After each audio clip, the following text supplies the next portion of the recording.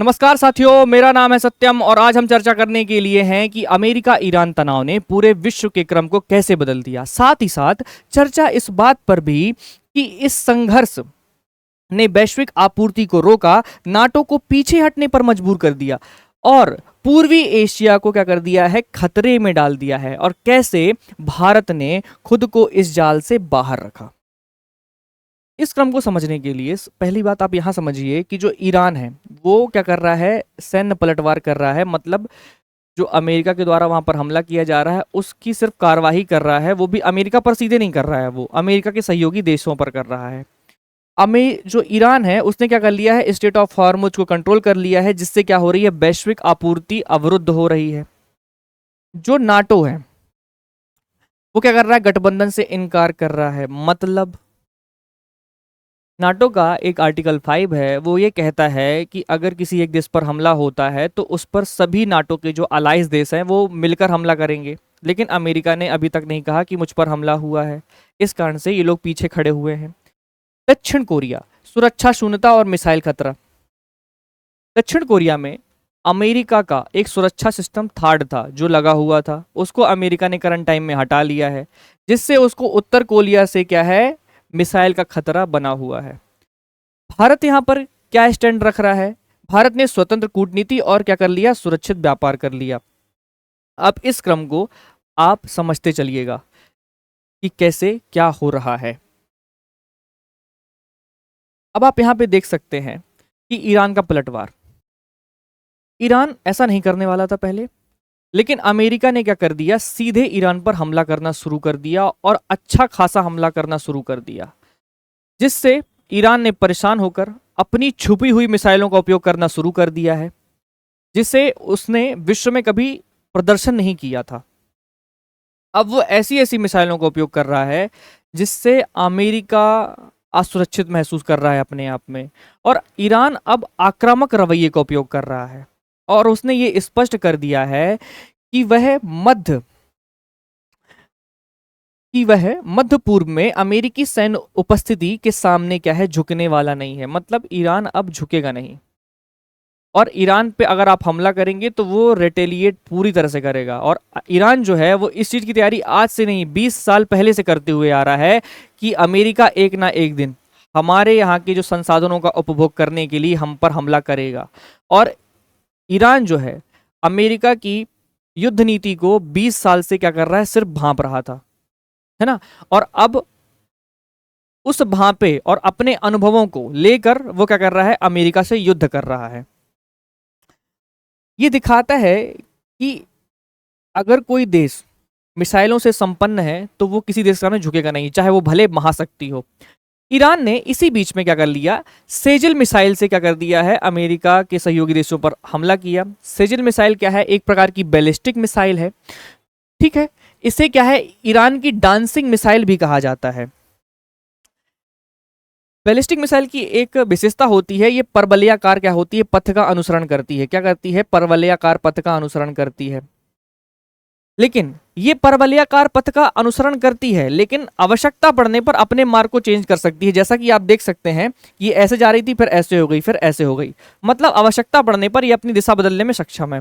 साथ ही साथ जो इसकी मारक क्षमता है वो कितनी है, 2000 से 2500 किलोमीटर है। कितनी है, 2000 से 2500 किलोमीटर है। और ये जो मिसाइल है ये क्या करती है, ठोस ईंधन का उपयोग करती है, और ये आयरन डोम जैसे एयर डिफेंस सिस्टम को भी क्या है, चकमा देने में सक्षम मिसाइल है। मतलब ईरान इतनी उन्नत किस्म की मिसाइलें पहले से बनाकर बैठा था। मतलब आप ये सोचिए कि उसने कितने दूर तक का सोचा था। साथ ही साथ यहां पे देख सकते हैं कि हॉर्मुज स्ट्रेट, जहां से दुनिया की ऊर्जा की जीवन रेखा संचालित होती है, अब वो क्या बन चुकी है, रणनीतिक फंदा बन चुकी है।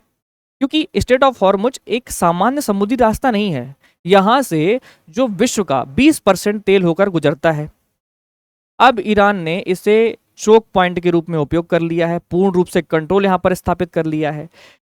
ऐसा मैं इसलिए कह रहा हूं क्योंकि इस युद्ध से पहले यहां से 150 जहाज पर डे निकला करते थे। कितने, 150 जहाज। लेकिन करंट टाइम में कितने जहाज निकल रहे हैं, 4। ऐसा क्यों? ऐसा सिर्फ इसलिए है क्योंकि जो 150 जहाज थे ये युद्ध के पहले निकल रहे थे। मतलब सभी लोग इस मार्ग का अनुसरण करके अपने यहाँ तेल ले जा रहे थे, गैस ले जा रहे थे। लेकिन इस टाइम पे यहाँ पर जो सुरक्षा प्रदान कर रहा है या कंट्रोल करके रखा हुआ है वो कौन है? ईरान है। अगर आप ईरान की बिना अनुमति के यहां से निकलते हो तो ईरान जो है वो ड्रोन से और छोटे बमों से आपके टैंकरों पर हमला कर देगा, जिससे आपको भारी मात्रा में नुकसान होगा। इस कारण से लोग यहां से निकलना अवॉइड कर रहे हैं।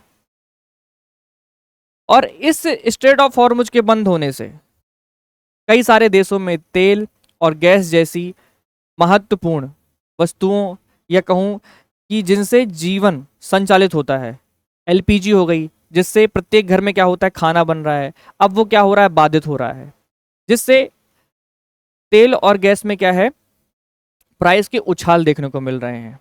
साथ ही साथ ये काम अमेरिका की नजरों के सामने हो रहा है और अमेरिका ने 4 तारीख को आकर इस पर एक दावा भी किया था और वादा भी किया था कि आप एक काम करिए, आपके जो जहाज हैं उनको स्ट्रेट ऑफ हॉर्मुज से कौन निकलवाएगा? अमेरिका निकलवाएगा। और दुनिया को आश्वस्त भी कर दिया था। साथ ही साथ ये फंड भी लेकर आ गए थे कि अगर किसी भी जहाज को किसी प्रकार की क्षति होती है वहां से निकलने में तो उसकी भरपाई भी अमेरिका करेगा। लेकिन 11 तारीख को ट्रंप साहब आते हैं। कौन आते हैं? ट्रंप साहब आते हैं और क्या कह देते हैं यहां पर कि आप या कोई भी देश अगर अपने ऑयल टैंकरों को यहां से निकालना चाहता है तो वो अपनी सुरक्षा स्वयं सुनिश्चित करे, ना कि अमेरिका करेगा। तो आप यहां पे देख सकते हैं कि अमेरिका का दोहरा रवैया कि 4 तारीख को आप आते हो, आप ये कहते हो कि सभी जहाजों को हम निकलवाएंगे यहां से, अगर किसी प्रकार की क्षति होती है तो उस क्षति की पूर्ति भी कौन करेगा? अमेरिका करेगा। लेकिन 11 तारीख को ट्रंप साहब आते हैं और ये कह देते हैं कि अपनी अपनी सुरक्षा स्वयं करिए भैया, हम किसी के जिम्मेदार नहीं हैं, और अगर हो सके तो आप हमारी सहायता करिए। किस चीज के लिए? कि जो स्ट्रेट ऑफ हॉर्मुज बंद हो चुका है उसका रास्ता खुलवाने के लिए। तो आप यहां पर स्पष्ट देख सकते हैं कि अमेरिका ने कैसे यहां पर दोहरा रवैया अपना लिया। फिर अमेरिका अपने व्यापार के लिए जाना जाता है। किसके लिए जाना जाता है? व्यापार के लिए जाना जाता है। अमेरिका ने ईरान पर हमला किया और अमेरिका ने सोचा कि अगर मैं ईरान पर हमला करूंगा और ईरान अमेरिका तक पहुंच नहीं पाएगा, और जब ईरान जो है अमेरिका तक नहीं पहुंच पाएगा तो वो अमेरिका के सहयोगी देशों पर हमला करेगा। सहयोगी देश कौन से हैं? यूएई हो गया, कतर हो गया, इन जैसे देश हो गए, सऊदी हो गया। और वो अगर ईरान यहां पर हमला करेगा तो यहाँ की जो सरकार है वो किस में आएगी? आक्रोश में आएगी, और वो भी क्या करेगी? रिटेलिएट करेगी ईरान पर, जिससे हमारे हथियार बेचेंगे यहां पर। लेकिन दिक्कत एक और हो गई अमेरिका को यहां पर, ये जो खाड़ी देश थे इनने स्पष्ट इनकार कर दिया कि हम ईरान पर किसी प्रकार कोई हमला नहीं करेंगे, हम शांति चाहते हैं भैया। आप एक काम करो, आप हमें मार रहे हो, हम फिर भी शांत हैं।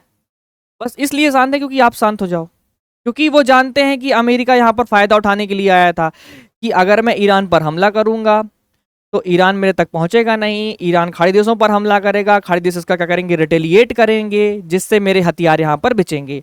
तो जो ये अमेरिका की सोची समझी रणनीति थी वो यहां पर क्या हो जाती है? फेल मार जाती है। मतलब खत्म। जो अमेरिका सोच रहा था वो कर ही नहीं पाया। मतलब आप ये देखो कि अमेरिका किस हद तक सोच सकता है कि अपने हथियारों को बेचने के लिए कि मैं ऐसा करूंगा तो ऐसा हो जाएगा। साथ ही साथ इनके साथ एक और घाटा हो गया। किसके साथ? अमेरिका के साथ, कि जो नाटो और पश्चिमी सहयोगी का क्या था? स्पष्ट इनकार हो गया है। मतलब सर आर्टिकल 5 जो है नाटो का वो कहता है अगर किसी देश पर हमला होता है तो वो क्या करेगा? सभी देशों पर हमला माना जाएगा, जो नाटो के अलाइज देश हैं, और वो सभी अलाइज देश एक साथ मिलकर उस देश पर हमला करेंगे। लेकिन यहां पर जो सहयोगी देश हैं उनका तर्क क्या आता है कि अमेरिका यह मानने को तैयार ही नहीं है कि उस पर हमला हुआ है। तो जब ये मानने को तैयार ही नहीं है तो हम भाई कैसे अमेरिका का समर्थन कर दें? तो उनने इस तरीके से अमेरिका से क्या कर लिया? अपना किनारा काट लिया, है ना। और यहां पे आप देखेंगे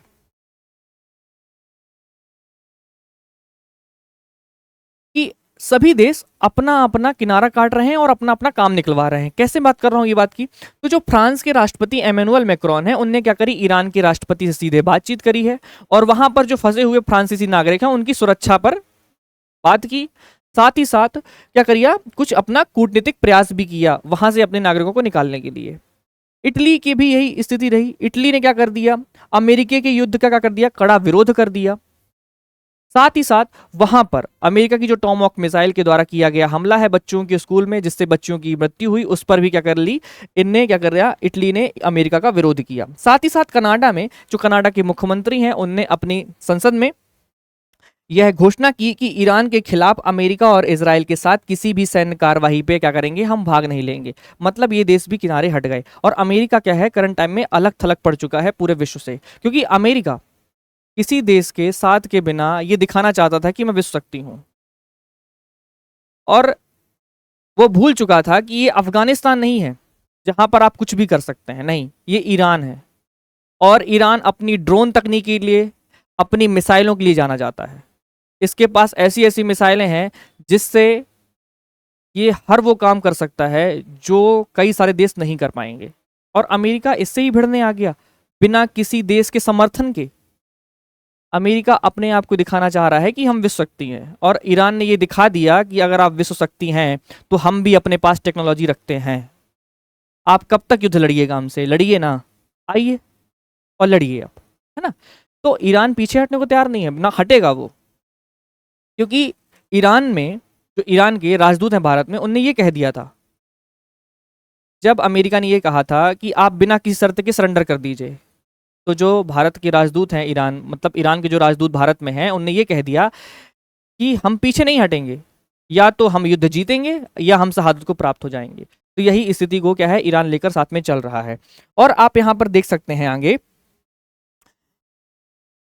कि मध्य पूर्व की आग ने पूर्वी एशिया को असुरक्षित कैसे कर दिया।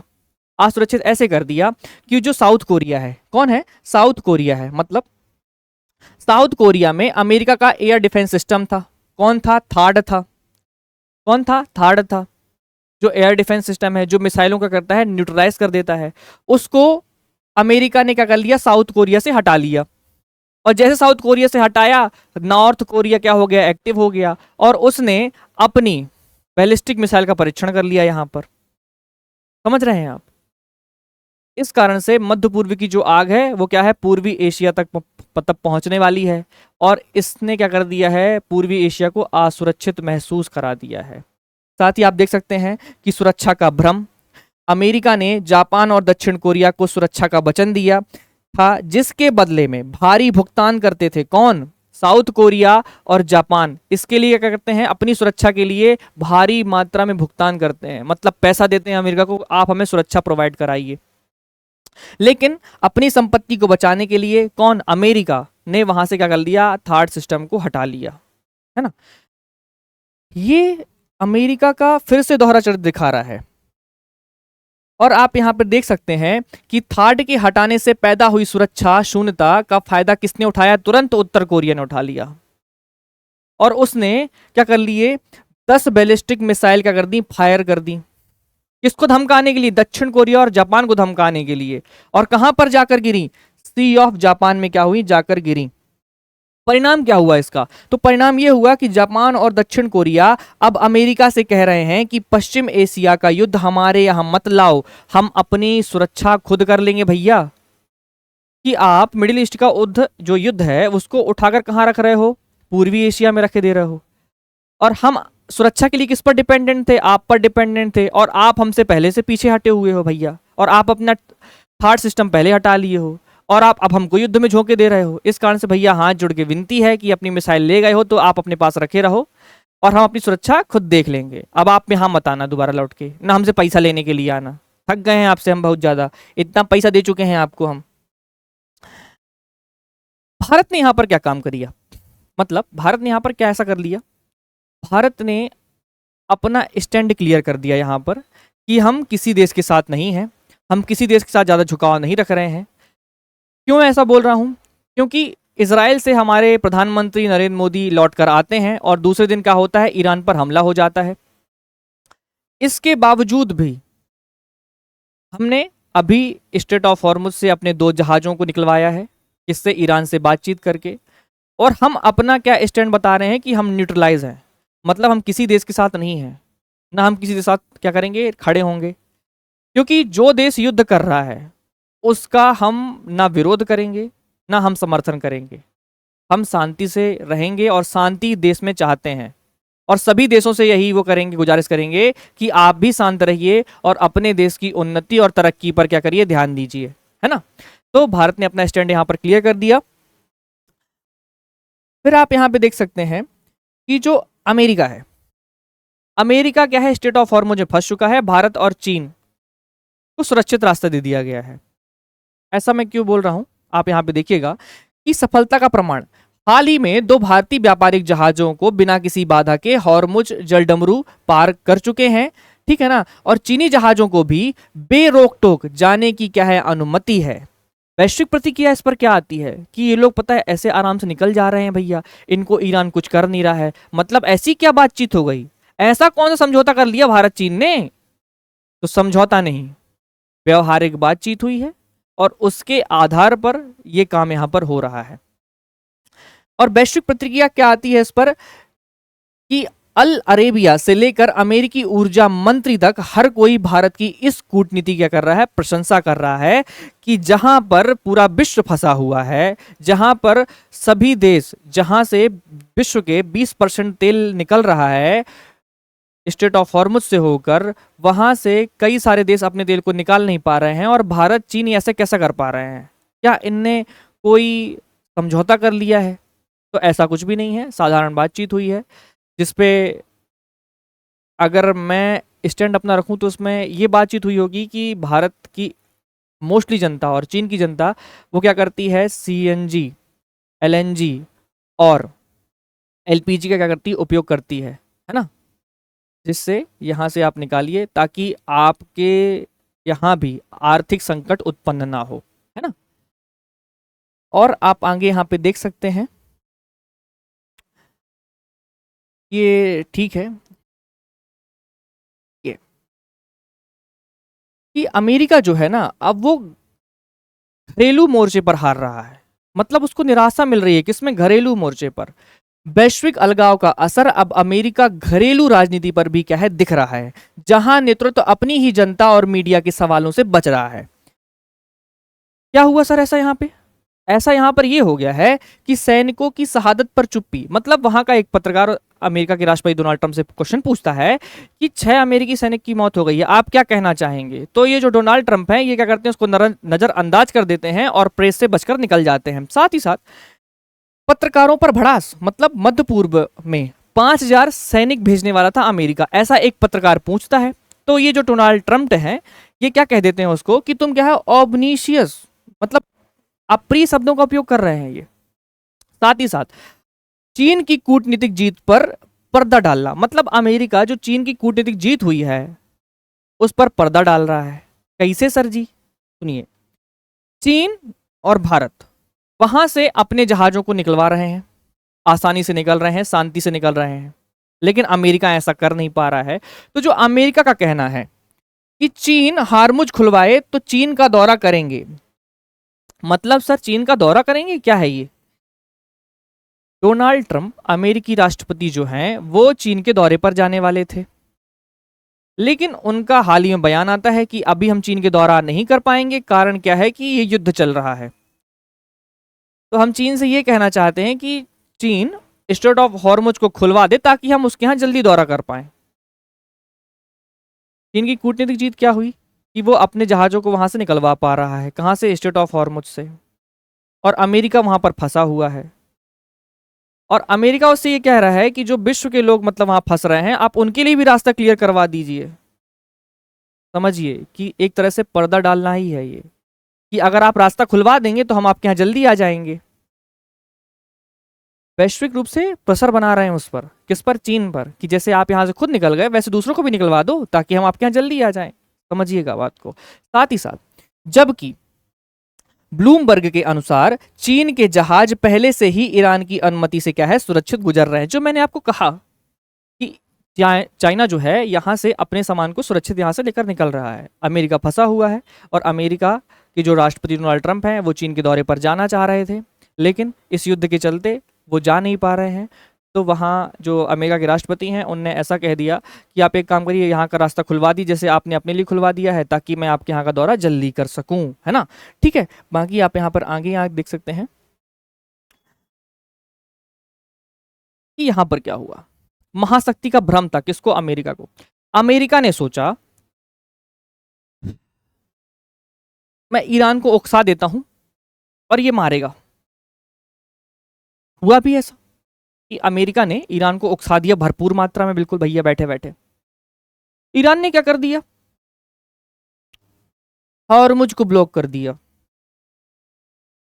मतलब विश्व का 20% तेल और गैस बाधित हो गई। साथ ही साथ जब अमेरिका नाटो से सहायता मांगने के लिए जाता है कि आप मेरा समर्थन करिए, तो नाटो क्या कह देता है कि आर्टिकल 5 पढ़ा होगा सर आपने, डोनाल्ड ट्रंप जी, आर्टिकल 5 तो पढ़ा होगा आपने। उसमें ये लिखा हुआ है कि अगर कोई देश जो नाटो का अलाइज है उस पर किसी देश के द्वारा हमला किया जाता है, तो वो जितने भी नाटो के अलाइज देश हैं वो सब पर हमला माना जाएगा और सभी नाटो के देश साथ में मिलकर उस देश पर हमला करेंगे। लेकिन अमेरिका ने ऐसा कुछ कहा नहीं है, इस कारण से हम आपका समर्थन नहीं करेंगे। साथ ही साथ दक्षिण कोरिया खतरे में पड़ गया भैया। कैसे खतरे में पड़ गया? मैंने बताया, थर्ड सिस्टम जो था अमेरिका का एयर डिफेंस सिस्टम, उसको यहां से हटा लिया, जिससे सन की तानाशाह उत्तर कोरिया एक्टिव हो गया। यहां पर 10 बैलिस्टिक मिसाइल उठा के मारा, शक्ति प्रदर्शन कर दिया, सी ऑफ जापान में गिर गई जाकर, है ना। लेकिन एक बात आप हमेशा ध्यान रखिएगा, इससे अच्छा खासा पैसा लेता था अमेरिका कि हम आपकी सुरक्षा करेंगे भैया, आपको कुछ ना होने देंगे, आप परेशान ना हो। उत्तर कोरिया कितना बड़ा तनाशाह है, कोई दिक्कत नहीं है, हम आपके साथ खड़े हैं। लेकिन यहाँ पे अमेरिका ने दोहरा चरित्र दिखा दिया अपना, है ना। तो एक बात को आप समझिए कि महाशक्ति का भ्रम है अमेरिका को, मतलब एक तरफा आक्रामकता से प्रणालीगत भेद्यता तक। भू राजनीतिक एक कमरे, मतलब बंद कमरे का खेल नहीं, एक अनियोजित हमले ने अमेरिका के पूरे वैश्विक रक्षा ताने बाने को क्या कर दिया है? छिन्न भिन्न कर दिया है, जिससे पूरा देश कंट्रोल हो रहा है। आज उसने ही अपने बिना किसी सोचे समझे किसी देश पर युद्ध कर दिया और उसका खामियाजा ये सभी भुगत रहे हैं, चाहे वो दक्षिण कोरिया हो, चाहे वो जापान हो, चाहे वो मिडिल ईस्ट के देश हो, है ना। मुख्य अंतर्दृष्टि, एक बहुध्रुवीय दुनिया में एक तरफा आक्रामकता आपको मजबूत नहीं बल्कि आपको हर मोर्चे पर क्या कर देती है? कमजोर कर देती है। ये अमेरिका के लिए क्या है? सबक है कि अगर हम बिना सोचे समझे कोई कार्य करते हैं तो ये हमारे लिए खतरनाक साबित हो सकता है, और अमेरिका ने जो करंट टाइम में कर दिया है। अब यहां पर आप देखेंगे कि निष्कर्ष नया विश्वक्रम, मतलब द न्यू वर्ल्ड ऑर्डर, मतलब एक ऐसे युग में प्रवेश कर चुके हैं जहां कोई एक महाशक्ति पूरी दुनिया पर अपने दम पर राज नहीं कर सकती है। मतलब कोई भी देश पूरे विश्व पर कंट्रोल नहीं कर सकता है, क्योंकि सभी देश मजबूत हो चुके हैं। कई देशों के पास परमाणु हैं, कई देशों के पास ऐसी ऐसी मिसाइलें हैं जिससे वो दुनिया का नक्शा बदल सकते हैं। लाइक दैट कौन भैया? ईरान। ईरान ने दिखा दिया कि मेरे पास ऐसी ऐसी मिसाइलें भी हैं जिनसे मैं पूरे विश्व को कंट्रोल कर सकता हूँ, मार सकता हूँ, दिखा सकता हूँ कि हाँ भाई है दम। और उसने ये भी दिखा दिया कि स्टेट ऑफ हॉर्मुज को कंट्रोल करके उसने कितना बड़ा तीर मार दिया है। किसने? ईरान ने। कि कैसे मैं किसी देश को मजबूर कर सकता हूँ घुटने टेकने के लिए, है ना। और यहां पे देख सकते हैं अमेरिका का हतोत्साहित होना और नाटो का पीछे हटना इस बात का प्रमाण है कि सैन्य ताकत से ज्यादा कूटनीतिक समझ क्या है? जरूरी होती है। अगर सैन्य ताकत आपके पास है और कूटनीतिक समझ नहीं है, तब भी आप युद्ध में हारेंगे, जैसा करंट टाइम में अमेरिका के साथ हो रहा है। भविष्य उन देशों का है जो भारत की तरह, इस बात को आप नोट करिएगा कि भविष्य उन देशों का है जो भारत की तरह राजनीतिक स्वायत्तता अपनाते हैं, जो युद्ध का हिस्सा बने बिना वैश्विक अराजकता के बीच अपना सुरक्षित रास्ता खुद बनाते हैं। ये जो हमारी न्यूट्रल रहने की पॉलिसी है कि हम किसी देश के साथ नहीं आएंगे चाहे कुछ भी हो, ये लेके आए थे जवाहरलाल नेहरू, और इसको भारत आज तक क्या है? अपनाते हुए जा रहा है ना। ये क्लास आपको कैसी लगी आपको कमेंट बॉक्स में बताना है, और सपोर्ट करिए ताकि ऐसी आपके पास खबरें आती रहें। तब तक के लिए दोस्तों जय हिंद, जय भारत। मिलते हैं अगली क्लास में।